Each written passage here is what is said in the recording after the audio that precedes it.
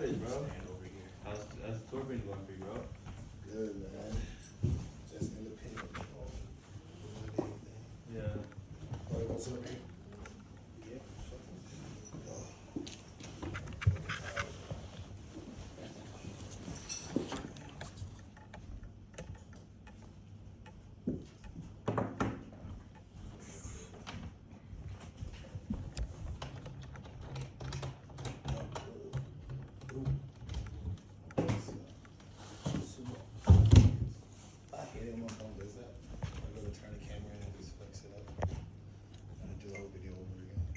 Cool. So you're both gonna be on? Yeah. All right. Good.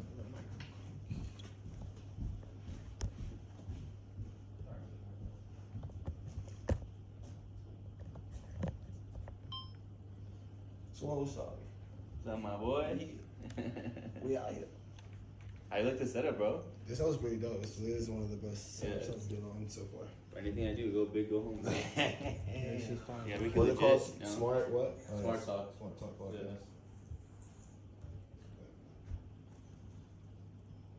You weren't here last time, right? When you were... No. No, Just picked them up. Yeah, just hopped on a few days ago. They're on the side of the road. I was like, you don't want to go on tour? Yeah, my name's Plug. That's for You sure. got plug. You don't plug.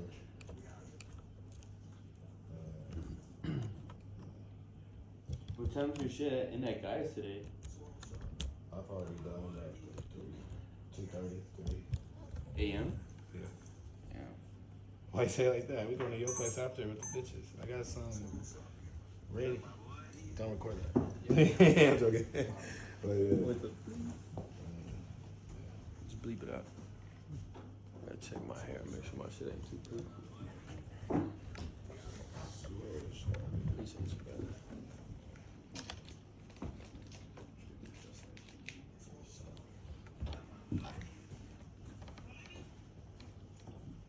Thank you, my brother. Of course.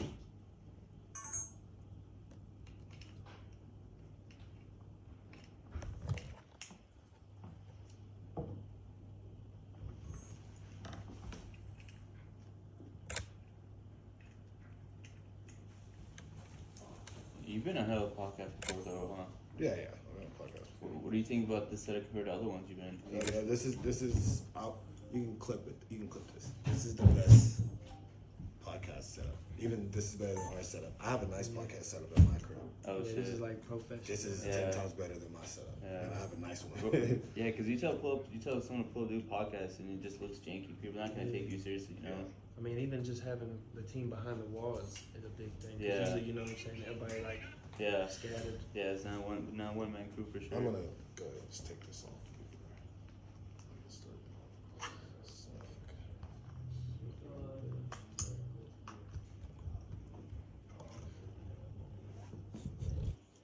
Hey, bro. So I'm gonna be like I'm gonna do like a little my introduction. I got my boy King Savage in the building, and then I'm gonna put the plug. Young Plug. Young Plug. Okay, I got my boy King Savage, Young Plug in the building. What's up? And then we're gonna basically Can you see my hat? we're gonna basically fucking Yeah, we're gonna talk remix. about like your come up story from like your Yeah, childhood up already. to when you ever come up. Okay, bet. Yeah. So make sure you get like in the timeline how we were like in high school, middle school, college, up to this point, you know. I got you. We can follow along with you. Yes, I got a crazy story. Yeah. Stories of All right, we're gonna go in about 2 minutes here. Okay. Just learn about some stuff. I'll get down. I won't get too down. I'll change. You can get behind the scenes wherever you go to the booth if you want while we're filming and stuff. Well, I mean, I already covered.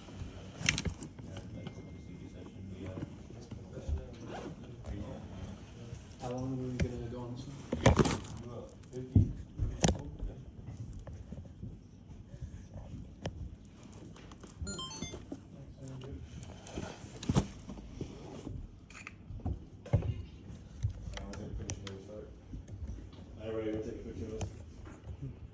We should take it after.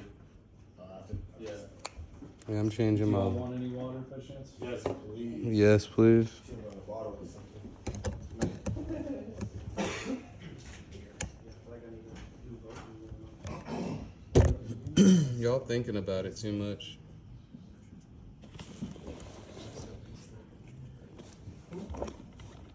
Alright, we're gonna roll in 1 minute. Thank you, bro.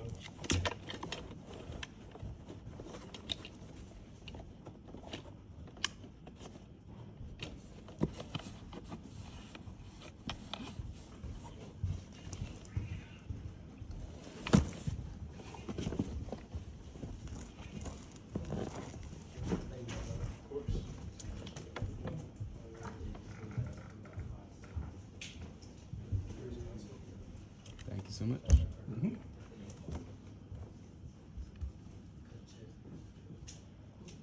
Can we get another chair?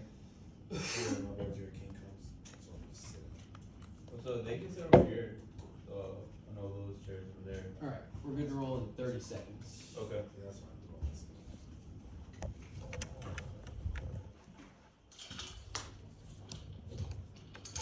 And you guys got your phones muted and shit? Leave it? Yeah. Smoke that shit. My phone is that charger over there. Can you check and see if it's moving? It was dead. Alright, I think we're good to roll in 10 seconds. Alright, here we go in 5, 4, 3, 2.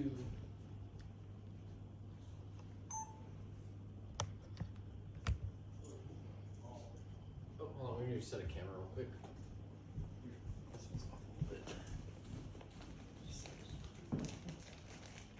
And then it's young club, that's all? Okay. Alright. Good to go in 10 seconds again.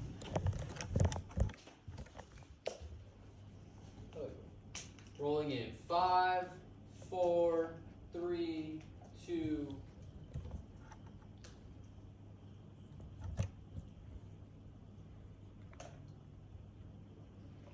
What's up, you guys, and welcome back to another episode of The Smart Talk. We're talking about real struggles, real stories, and entrepreneurs that came from the ground up. Today I got my dogs in the building. I got my boy King Savage and Young Plug in the building. Whoa, shawty. What's up, bro? What's up, you guys? How are y'all doing? Good, man. A little tired. A little tired? Yeah. You've been on tour, right? Yes, sir. Yes, sir. Yeah, bro. We've been grinding, bro. Undisputed tour 2025. Man, bro, man, We just got here this morning. yeah, man. A couple hours ago. I appreciate you guys pulling up. You know, you guys are hard workers and shit like that. I just want everyone to kind of I know you guys are like pretty big on Instagram and social media and stuff, but a lot of people don't get the true versions of y'all and like you guys come up story and shit like that. So tell me a little bit more about you guys selves. Well, I'm JMSC King Savage. You know what I'm saying? I was born in Port Arthur, Beaumont area. It's actually where he's from. But I was raised in Nacogdoches, Texas.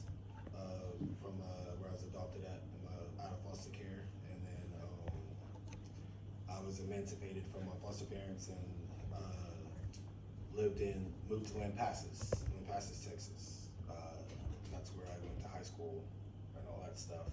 And then from high school, got a couple scholarships, did the little college football, track, and basketball thing.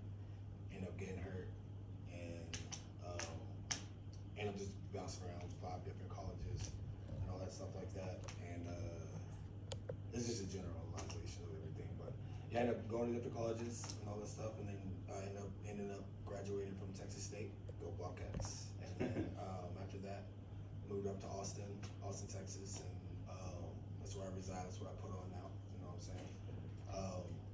Started a business there. Started a studio, Dreamscape Studios. Y'all remember it on St. Elmo on the Austinites before Elon Musk came and tore it all down. He built a Tesla over there. We had a studio. Yeah, he tore my studio down, but I ran that business. Spent every day for like 4 years in the studio. Just started doing other music. Now we're on tour now, so like just a little country boy being a rock star. Nice. Lifestyle. He's still athletic though, you know what I'm saying? Yeah. Yeah. So We still try to get it in while we're on tour. Got to, you know what I'm saying, get some exercise going because with this no sleep, and, you know what I'm saying, you really got to get active to try to stay healthy. Yeah, no, Drink it's for some sure. water. For sure, it's a grind. What made you want to move to Austin? I ended up, like I said, I ended up graduating from Texas State, and Austin was just like the next big city up. And then my partner at the time, he lived in Austin, and we started the business together. So like I just, you know, I didn't want to go work for anyone.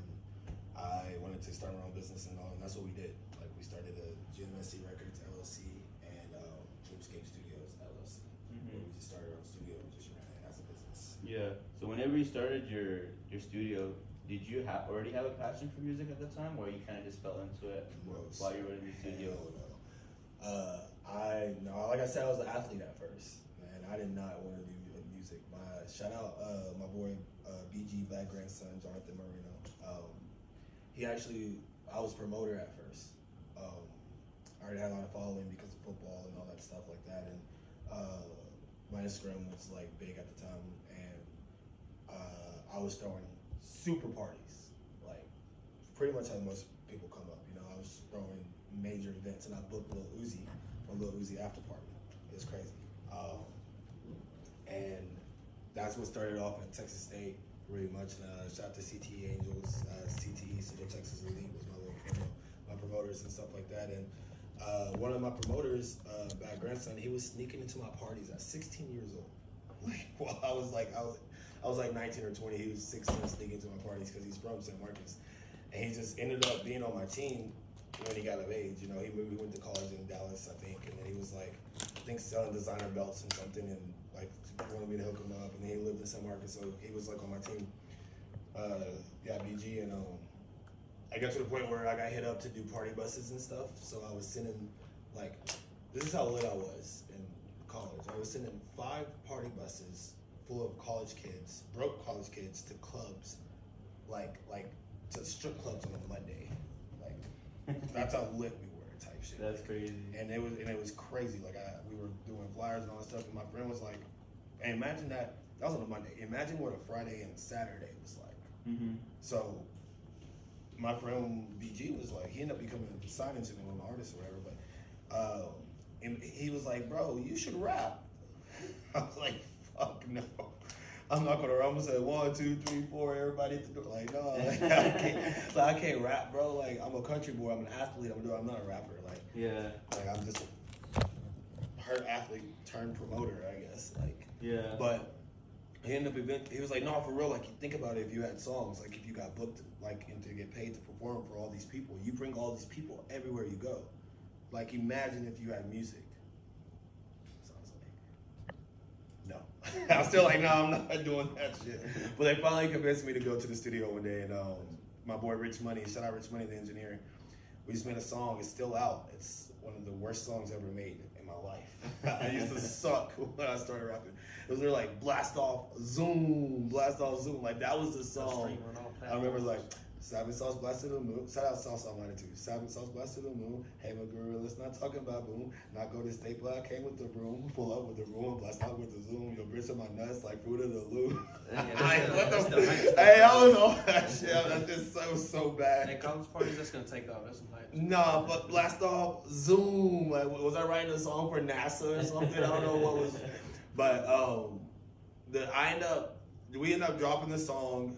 And I remember getting booked at Burn House in San Antonio, Texas. And I just kept getting booked. Well, I basically kept booking myself and kept getting booked, and it was easy. And then I was getting booked to host shows as well. Like, I hosted YB in the Mirror, hosted 6ix9ine, I hosted a lot of people. Like, I've done a lot. Before I was a rapper, I was a rapper. Like, I was doing all the rap shit. Yeah. You know, it was crazy, bro. And there's a lot of people that see this, they'll be able to attest for that. So I touched a lot of people in Texas, you know, like everyone that came through Texas, everyone that came through all that stuff.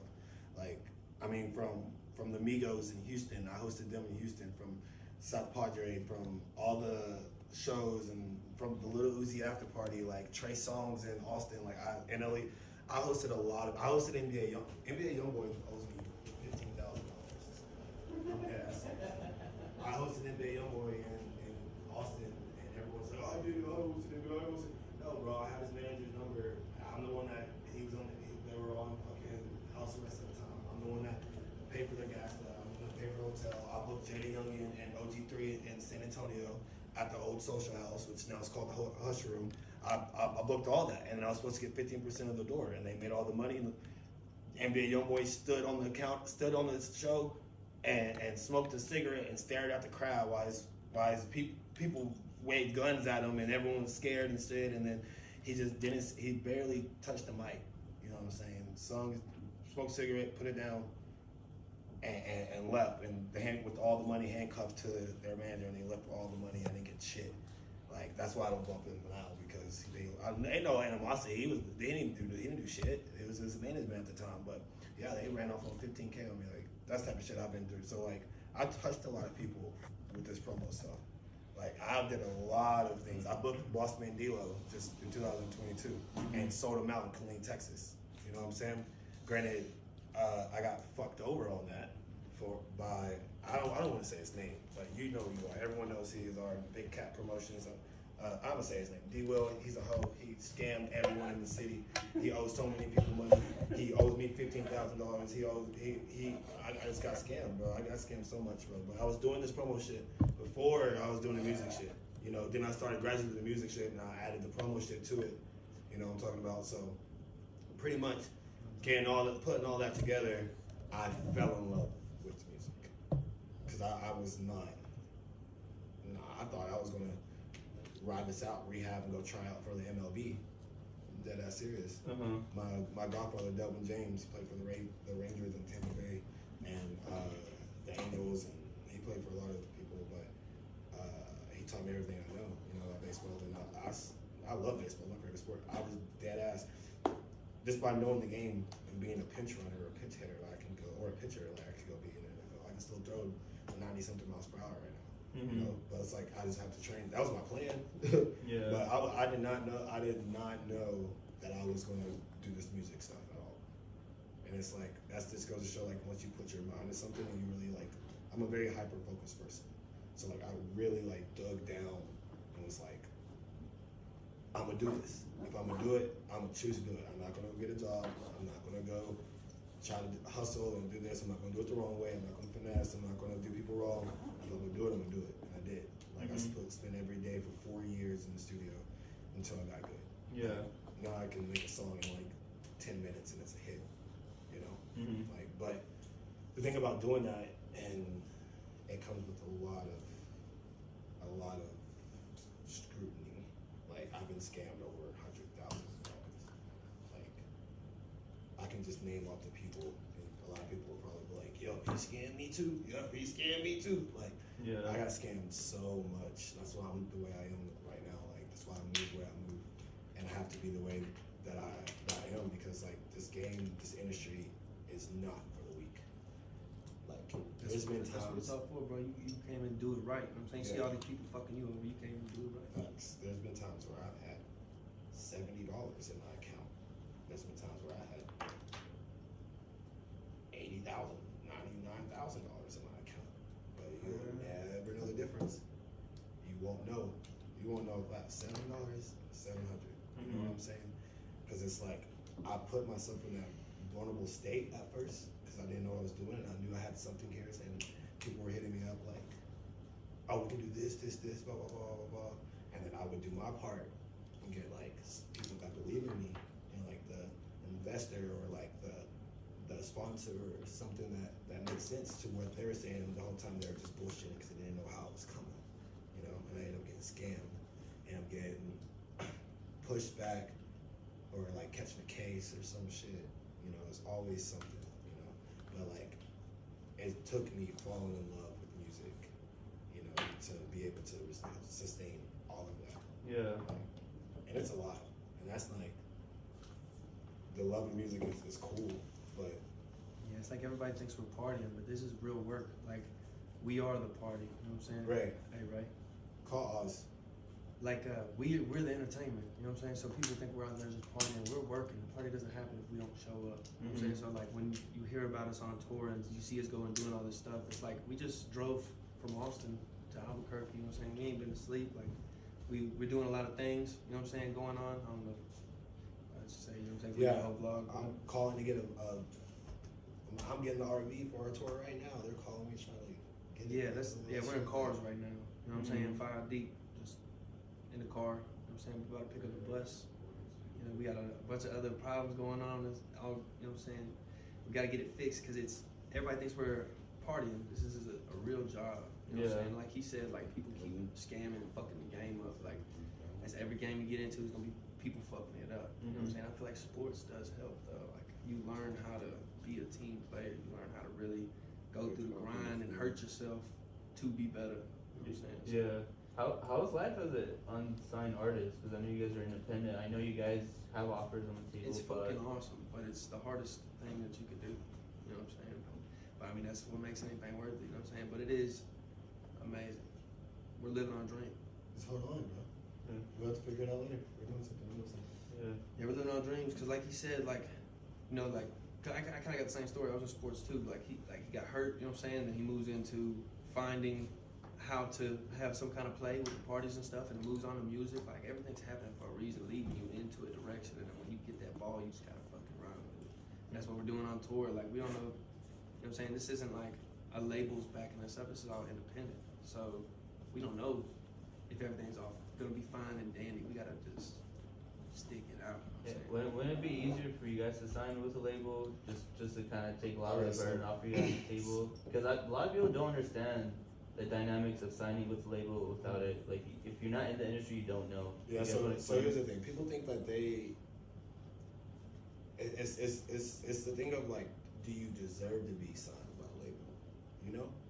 Like some people they get a little motion and they think, okay, well I need to get a label deal. Let me stop everything right here until this one thing brings me the label, you know? But you can't really do that. It's like I'll be honest with you, I turned down 40,000, then I turned down 70,000, then I turned down 2 million, and then this year I turned down 4 million. I turned down $4 million record label, and it's like, yeah, it's because I've touched a lot of money with doing this independently, but it has to make sense. Nothing that anything was on paper so far has made sense, and then they put a lot of money in your face and they think that you never seen money before and you sign it. That's why all these rappers, you don't one-hit wonders, because they had that one hit that made them go viral, then they sign that deal and you never hear from them anymore. Yeah, Because that deal is no good. So it's like, it's not that I wouldn't sign a deal, it's just I have to wait for the right one to come. Like, I think I'm to that point now where after this tour, I might need to go put that pen to paper, you know? But it has to make sense. I have a project that I'm doing independently with like Mr. Hankey, and he charges like $15,000 to $80,000 a beat, and I have a 10-song project with him that I'm about to drop, collab project with Mr. Hankey, and it's like I worked my way through the industry into the thing to where like in our paperwork with Mr. Hankey, I have to have a hit record. Do you know what I'm saying? I did that independently. So like we're not stop working until I get a hit record, and once you get a hit record and you get the numbers and you get the thing, you're booked for life. So for me to sign a deal, after I done worked my ass off, and I'm like already have the projects about to drop, you know what I'm saying? I got Nelly's son, Trizzle on the track. I partied with Nelly and Ashanti and met Trizzle, and we collabed on the track the next day, and it was crazy. And then I got Mike Fresh out of Dallas. He's, you know, my main bitch, beat a bitch up, you know what I'm saying? Throw that ass in a circle, bounce when she walk. That's Mike Fresh. I got him on the song with the A Baby remix. That's Mr. Hankey's song. Blake the Plug on out of Atlanta. Like it's like this project is so big, and I did it independently. So it's like, do I need to sign a deal? I mean, we'll see. I have a promo tour set up. Yeah. I have a thing, but it's like, how much further can I press my investors? How much further can I push my sponsors? You know what I'm saying? It's like, if they keep believing in me and I can still do it, where I can do stuff and make their return, I can do stuff and where it make sense, and I can still get funding and I can still get pushed without, you know, someone else having creative control, someone else owning anything. Because right now I own 100% of everything. So if I can get that out the way, if I can get that to keep going, then shit, maybe I won't need to sign a record label deal. Or when I do sign, it's for 50 million plus. You know, I'm gonna change the world. Yeah. Because you asked if it would be easier. Like, really, all a label would do, I guess, like in theory, is just up the scale of what you're doing. So, like, we're already doing the work. He's already been on tour multiple times. You know what I'm saying, different countries. Like, he's already blown up on Instagram. So, they could take you and use you as a product and boost your scale, but that that's where those one-hit wonders come from. Like, they take you and then they use you until you're not useful, you know what I'm saying? And you do get replaced in it. If you think about it, there's really only like 5 big artists a year that really pop off when a label has something to do with it. You know what I'm saying? But independent artists, like, we have the internet. You know what I'm saying? Trying to have like a sexy red run or like a baby run. Yeah, just take over the internet. You know what I'm saying? Now people know who you are. Well, let's find out. Like, now I know what he looks like, who he is, his name, whatever. Let's go find out if I like him. You know what I'm saying? That's what this podcast is stuff for. Yeah. Like, So I know a lot of people be like, oh, all these labels fuck over artists. Can you guys elaborate like how they fuck over the let's say artists? all of them. Let's say general. Okay, so Cause I just hear that shit all the time online. basically they just sign a bad deal. Like they'll sign like a 6-album deal, you know what I'm saying, with only 2 albums worth of music left in them for real, or 2 albums worth of good music in them, and they're trying to put these albums out, and the label don't like it, or something's wrong with it, or they finally choose not to push it, so their album keeps getting pushed back. Like, they can't drop anymore. But every time they drop, they don't own any of the royalties for that. So let's say like the way I'm coming, Drake, please collab. Let's say I get a Drake feature, and if I do that, and if I sign a deal, and I get a Drake feature, Young Money OVO. everything that happens with that Drake feature, like the publishing, the creative activity, the studio time, the likeness, everything, the royalties, all goes to the label.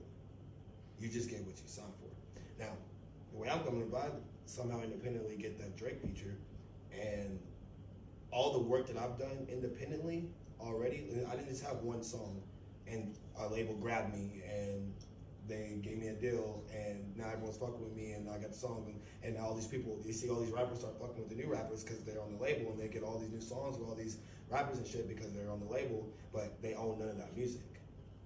If I were to like to get that Drake feature or something like that, and I own that music, all the royalties that I get from, let's say like I get to work with all the other artists around him, I get to keep all that royalties. I get to keep the royalties from the song I did with him. All the publishing's mine. I own everything that happens with that. I own it, unless I make a deal with Drake saying like, hey, we're gonna split the royalties with him. But that's not with unless it's with his label. But I still keep 100% of my stuff. Now, if I sign with the label, it's the label making decisions, blah, blah, blah. I'm just sitting there like, I got a Drake song. Like, that's it. That's basically it. I got a Drake song. Yeah. It's like Shark Tank. I probably get 50 to 100. No, I'll probably get 500 more bookings a year because I got a Drake song.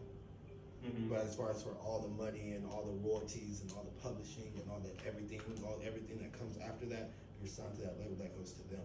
Yeah. So, and you still owe them.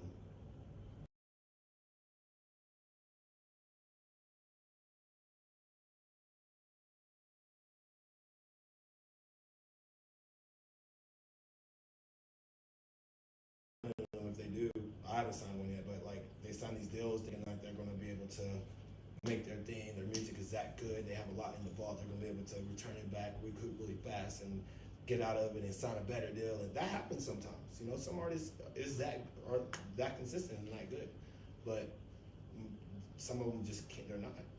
And that's just simple. Like they had a one-hit wonder and went crazy. They had a few couple songs and that's it. Or their homeboy wrote their song, and they just took it, or they got lucky. Like it's always something like that. But you can tell like who's the real artist that's going. Yeah. That can sign a label and drop the album with the label and make buku amount of money for them, and then they give you another advance. You know, like those are the futures. And it's like Shark Tank. Like, you know, you have a product, you create a business around your product. You know what I'm saying, and then you try to sell it to an investor, and then maybe they give you a good deal, maybe they don't.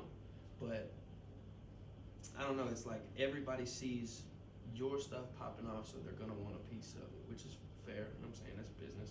But it takes so long to learn everything, because everybody just wants it to hurt. Like, you want to rap and then you want to be rich. You know what I'm saying? But you have to learn everything. You have to learn how to record yourself, you gotta learn how to rap, you gotta learn the business. And then if you have the business down, then you can make a business deal, or you can start your own business.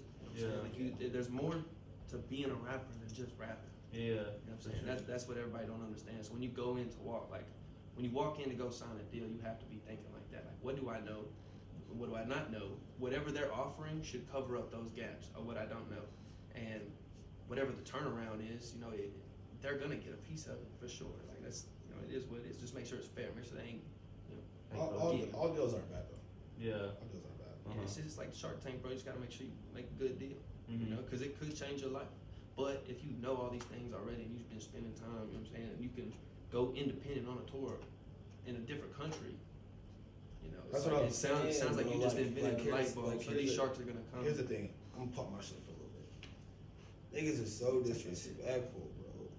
Oh my god. Like, niggas from the city, from Austin and shit, they be coming out with these top 25 lists and shit. It don't matter. It's just like I just keep seeing this shit.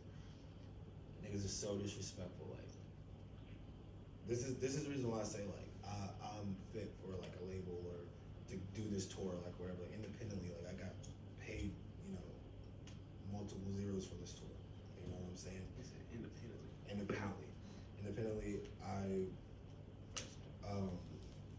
performed at the biggest hip hop festival in South Africa. Crazy. 20,000 people. Like Crazy. no one. I don't even know rappers that are on right now that can go and do that. And I'm going back next year. You know what I'm saying? I performed at the Manchester Carnival, the London Carnival, and this is different countries. You know what I'm saying? Taking over. So it's like I have actual fans there. I can go look on my show right now, and somebody just messaged me earlier today from Africa, and they were like, "Yo, I don't know. I didn't understand him at first. Look." And they were like, "Yo, I saw." Like, "Yo, I saw you perform at the Back to the City festival. Your shit was lit." Like I get hundreds of those from people in Africa. You know what I'm saying? So it's like it's not even that. Like I'm on tour right now, like touring across the country. Yep. Undisputed tour, 2025. Yeah, and we're working with one of the biggest producers in the whole country. Shout out Mr. Hankey. Like, y'all's favorite club songs is produced by Mr. Hankey. You know what I'm saying? He produced my whole album. He's got Lil Wayne songs. Yeah, I mean, he's dropped with Carrie Hilson and all this. Like, it's crazy. He's Yeah. got King Status So, like, songs. you know what I'm saying? Yeah, But so one thing I did really notice about you, because I'm an entrepreneur, like I always try to like analyze and read people and stuff like that. Like you have a big following, you know, you got motion and shit. So it surprises me that a lot of people in your shoes would be super cocky, but when I met you, you're actually a really humble guy. How do you keep yourself in check as far as, you know, keeping your humbleness and, you know, being grateful and shit? 'Cause I really do feel like I mean, I smoke a lot of weed, but no, just experience, man. Like I was that person that just looking at me, you know, a lot of anger, a lot of hatred, a lot of like, why me? Like the world owes me something. But once I got to that point where I realized, don't nobody owe me shit. I'm blessed to be here. Yeah. I was told when I was emancipated, I was told that I was going to be dead or in jail by the time I turned 16. I was a ward of the state of my own guardian, and instead I went to school every single day, perfect attendance until I left the car that I was living in high school. You know what I'm saying? And no one was talking this because I was living with my friends, the radiuses at the time, and I was living in my car, and I didn't tell anyone. You know what I'm saying? So it's like I've been through so much stuff to where like I did the wrong thing in that time. Like there's nothing no one can do that can surprise me. I haven't been through it before. Like literally, and I'm not gonna go deep into it. Like you can probably research some shit and look it up. I wouldn't wish my childhood upon my worst enemy. And it took me growing up and forgiving some really bad people and letting go and like to realize that like it costs $0.00 to be a good person. And that's all I try to do now. Like I had to sit back and take a look at myself and be like, why are you living this way?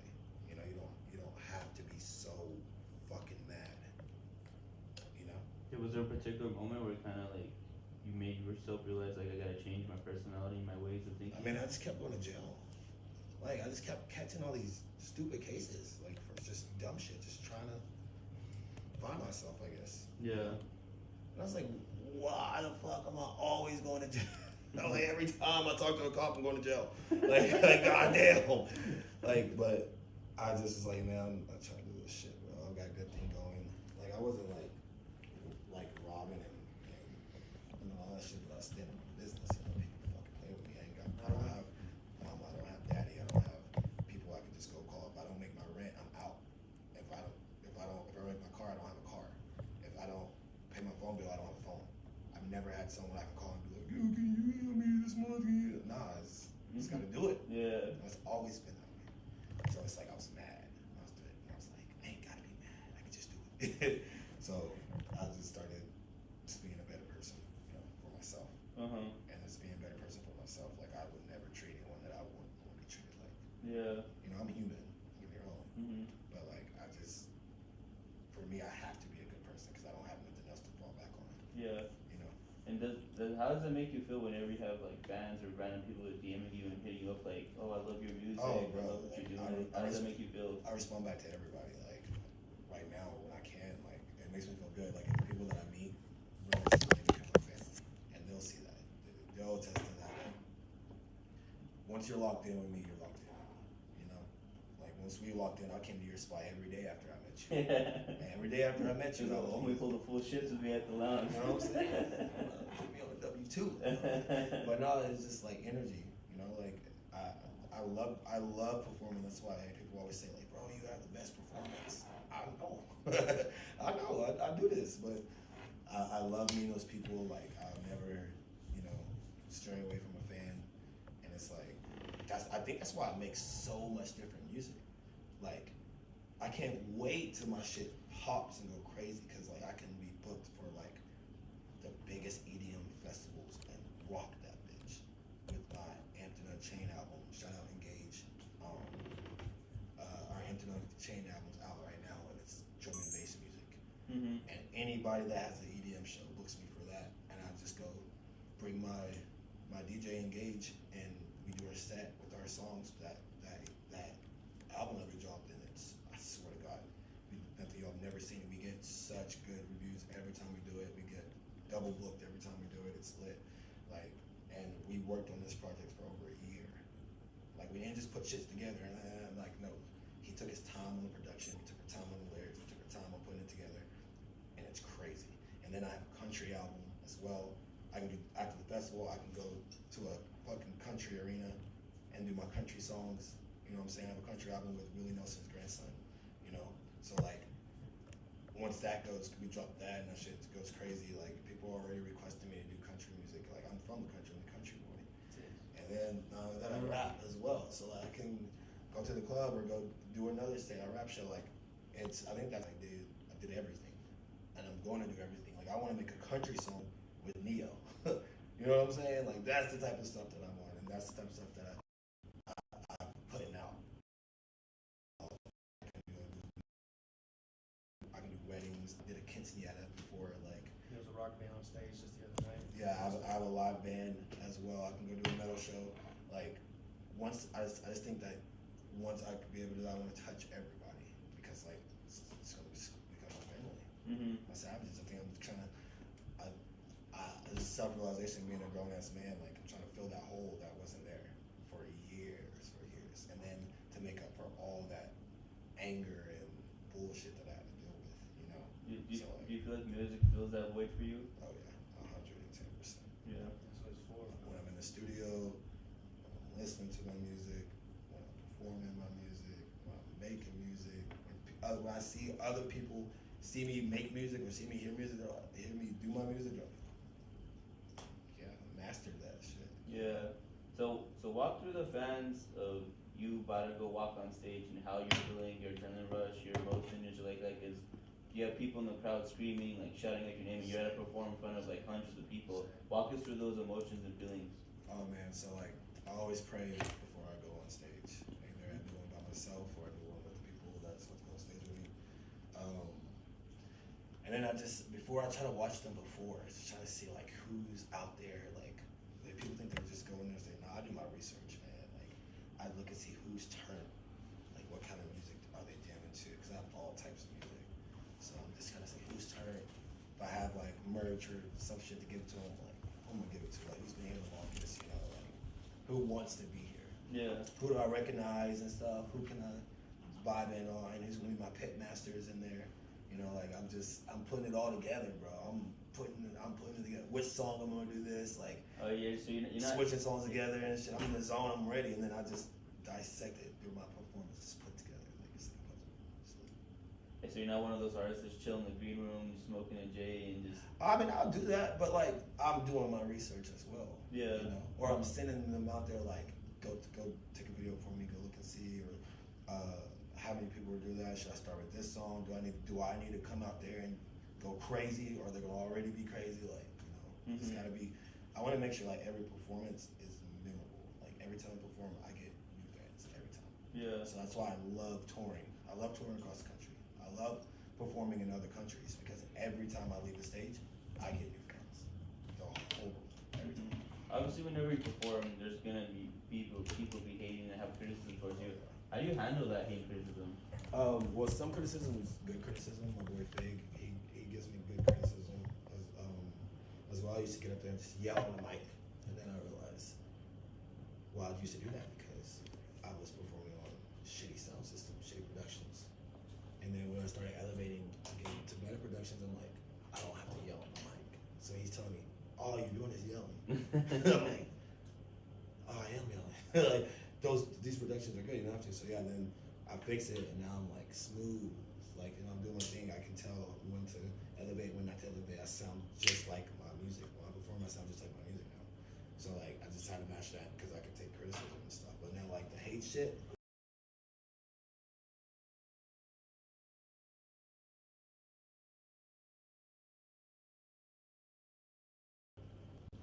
Drunken. What's every drunken outing when I'm like pissed off about something? Like if I'm mad drunk, home alone or something, I'm gonna get on and respond to somebody. But other than that, I don't even reply. And they hate it so much, bro. They don't like that shit. I'm talking, and I'm a blocker. I'm a blocker.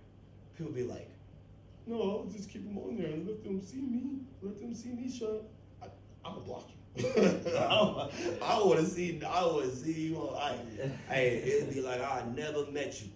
Hey, I won't even blink your way. If I see you, I won't even breathe your way. It's like you part of that brick wall right there.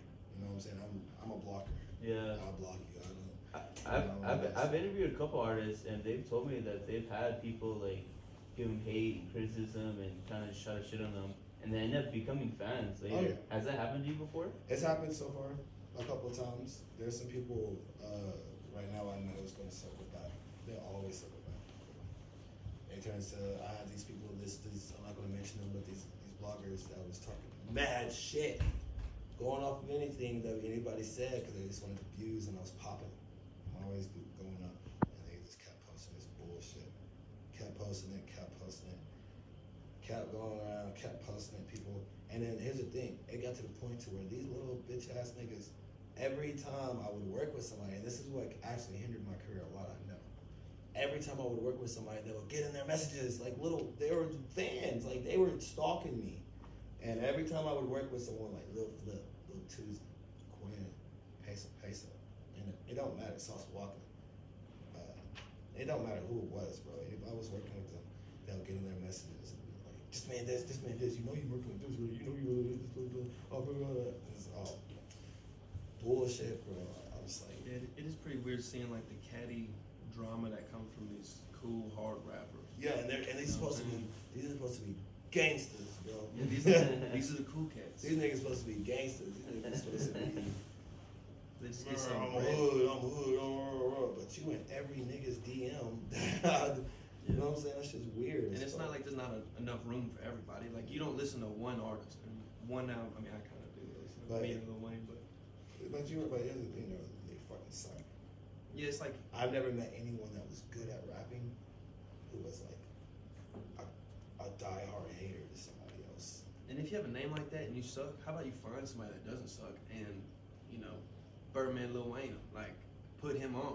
Yeah. That way now him and his family's eating, and you get to look like, you get that 10% finder's fee, you get to look like I did It's that. because You know what I'm saying? Pimp C found Boosie. it's because they rather get online and hate. Yeah, but why? Because can you imagine building an army and then being known for the guy that built the army? Or you want to be known for like, because like you said, like you have haters, right? And then they become fans. Like that's part of the fun. Like that's strategy. You're pushing into territories to see what you can do. You know what I'm saying? Like to win this war or whatever. Like to change people. Like you said, there's aggression, there's pain, there's crying, or whatever. Like does the music help with that? Yes, and it doesn't just help us when we create it. And you can live vicariously through that. Like when I say I'm doing this, like I'm going shopping or whatever, like you're singing that to yourself. Like you're listening to this song, you hear the word I, and then now you're thinking about what I'm doing. Mm-hmm. Look, I think we got like. Oh yeah, I did want to. Yeah. I want to introduce y'all to my boy, Jerry King. Hey, Young Plug official, YMG Plug official, Port out to Texas. You hear me? Y'all gonna see a lot. Y'all gonna see a lot of Young Plug with me. We got a new song coming out in the music video on the way. It is. Yeah, plugging and like, you know what I'm saying. Big J. Alright, we on tour right now. This is my other artist, Swole Boy. This is my oldest friend as well. Most of the stuff that I told you about, he's been there for. Okay. You know what I'm saying? I'm actually going to take him out the country with me to get away from this American bullshit. But like, I've known him for my boy Jerry King, man. I've known him for over a decade. You put it to you. I've known him for over a decade. We played football together in high school. We both went the college football route and the thing. And then this was actually the first rapper I met. Like, you know, like people want to be rappers and stuff and everything like that. Like, not like famous or whatever, but like for someone that could actually rap in general. Mm-hmm. This is the first rapper I met. So like, remember all the parties and shit I used to throw? Man, the parties were crazy, bro. Like, I used to be at the parties and I used to be like, yo, Big J, rap. I'm not allowed to parties. That was the dopest part. Like rapping at the parties with all these popular people. Oh, it was dope, man. It was dope. I just put him on like, hey, Big J, rap, bro. He's the best freestyler I know. I can't believe it. Nice. I mean, I got up there now, but like at the time, you know what I'm saying? At the time, he was the best freestyler. And still now, like, boy, grows up there, you know? And it's like, part of that, I was telling him how I got scammed a lot. All the bullshit and all the haters and shit. They be hating hard, and like he's part of it too, because they be hating on him in this little city out there too, because he does shit with me. Mm-hmm. You know, and that's not even that's because he's charismatic, bro. He does his thing. He's good at rapping, and then when I come down, I put him on the big ass shows and shit, popping that shit. There's just little people out there that can't do what he does, because like talent take you far. Good looks and all that stuff take you so what, but talent, you got real talent, and you put it together with a nigga like me, like it's gonna cause some haters, bro. Yeah. So it's gonna cause a lot of So haters. I know you've been through a lot of stuff, met a lot of people on your journey and stuff like that. Has there been a time where you were actually seriously considering thinking about quitting? 110%, yes. I was, yeah. I lost a couple friends that passed away. Rest in peace, Rike. Rest in peace, Cole. And there was this period of time where like everyone around me was dying. This is on my side, so actually we can. Yeah, it's crazy. Everyone around me was dying, and it's like this before Rike died though. But like it was like I was going through a lot of shit, and I was telling this, I was like, I'm about to go back to college. I'm about to go get my fucking master's. Remember I was saying that shit? Yeah. I was like, he was gonna play football too. I was gonna go play football, go play baseball. I was like, remember I was telling you that shit? I said, man, by the time I turn, and I'm not 30 yet, but I was like, by the time I turn 20 something, I forgot what it was, and then, or I said by the time I turn 30, man, if I'm not fucking performing across the country, in another country, if I'm not touring the country, if I don't have fans, if I'm not getting paid to do music, if I'm not about to drop a big ass album, man, I'm going back to get my master's. I'm going to go play football somewhere. I'm overseas. I'm going to go play play basketball overseas. I'm gonna try out for every Major League Baseball team here.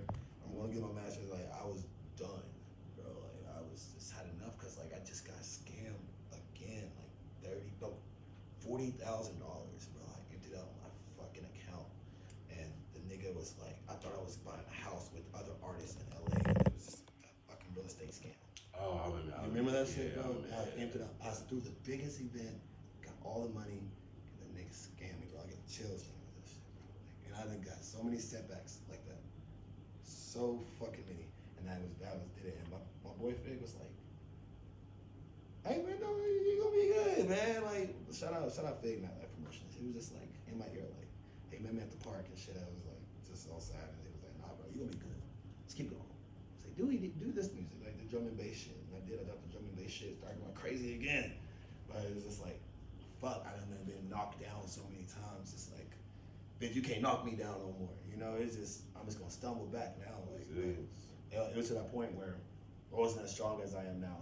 And it was, I definitely thought about it, bro. Like, I was about to just stop. But fuck it, I just moved across the country and kept this shit going. Yeah. What advice would you give a young artist that's trying to come up, make music, that kind of went through your same journey, same lane, went through a lot of bullshit, to keep them motivated and keep going? I mean, just be careful who you work with. You gotta take a risk for sure. Like you're gonna get knocked down, you're gonna get scammed, you're gonna get people that fucking play with you. But no one owes you shit. Maybe that's how they do their film and they'll make it right, but nobody owes you shit. Uh-huh. You gotta keep keep pushing. You gotta keep going. You gotta try not to be, these young generations is so big of retaliation. Like I used to be like, try not to retaliate. The old school people, the millennial people sometimes we're right. Turn the other cheek. Be a bigger person. Yeah. Walk around like that shit's real, bro. Like, so it's just try it. Just try it a couple of times to the younger artists. Try not being the hard person, but being the good person. You know. Mm-hmm. Also, I'll say you need 5 people around you.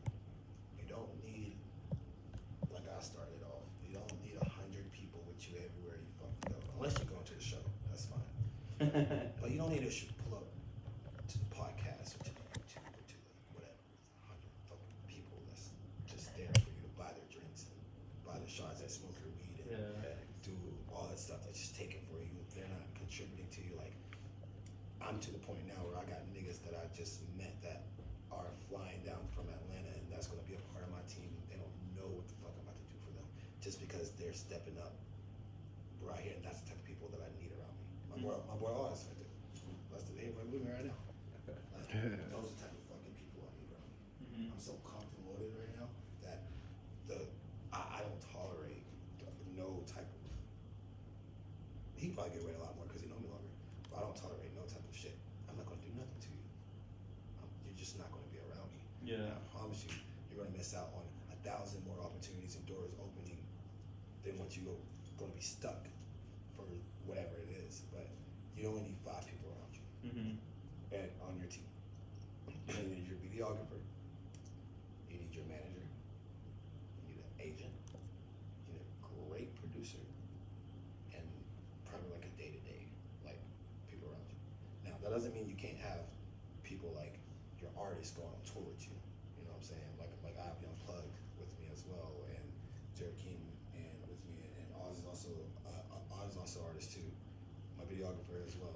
That don't mean you can't have those with you. Like there's other stations, but I mean like as the person going up, if they're not adding value to your team, if they're not there for you, they're not jumping up and down during your set. If they're thinking they're too cool, if you're on the side and eyeballing, you can see all that shit, bro. You can tell. You gotta ask them, bro. My nigga asked me for anything. I got you. I'll do it. I asked my nigga something like, I gotta run in here, and I just had to get this hotel last minute for all of us to have a place to shower, wipe our ass and do shit. Then when I get back out, take a nap, whatever, lay down, do something. I just paid for it out of my pocket and shit. But like, I need to run in here and do it. But catch this lady. You mind taking my bags out the car for me and bring it in there? There's no, bro. I ain't getting your fucking bags. There's none of that around me. Because if he asked me to get his bags, I got you, bro. Put the handle that shit. Thank you for the room. There's none of that shit around me. Because there used to be, bro, and you can't have that. And you're young artists, you're gonna see that once you get a little motion, these people gonna start coming, they're still going, and wrap it up. Wrap it up too. But these people are gonna start coming around you. They're just there to take, and they're gonna ride that wave. And the moment you go down, the moment you can't do for them, they're done. Mm-hmm.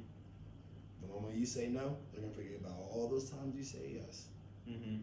And it's like they crash out, they talk shit about you, they turn into ops, they fuck your girl, they fuck your mom, they do all this shit. Like, I'm being